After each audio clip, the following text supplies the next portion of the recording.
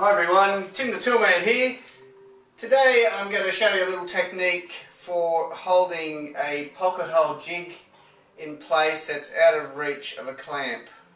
Normally you probably won't encounter a situation like I've got here, but just in case you do, I've got a little solution here.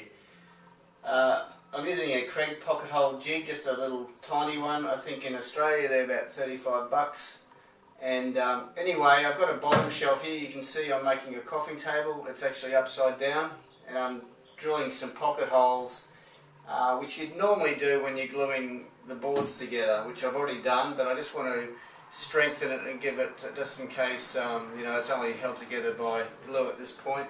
I was thinking of using a biscuit joiner, but my biscuit joiner stopped working, so yeah, so I want to just reinforce it.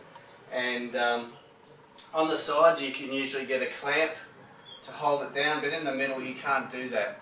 So what I've done is I've just used a piece of particle board. You could use some other board, weather board or something like that, and clamped it down here close to the table at one end, and then there's probably about a half-inch gap at this end, and I've just used two clamps to pull that down, and that'll hold that nicely in place.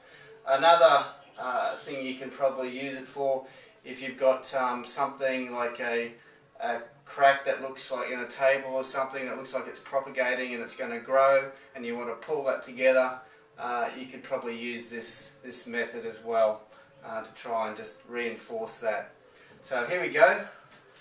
I'll get my trusty drill out and drill that pocket hole.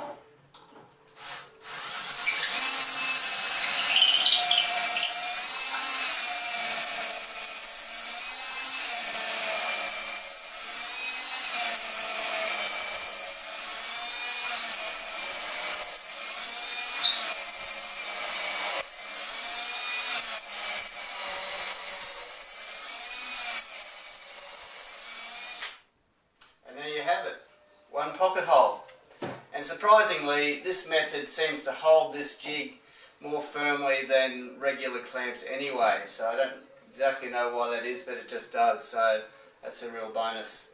So thanks for watching, see you next time.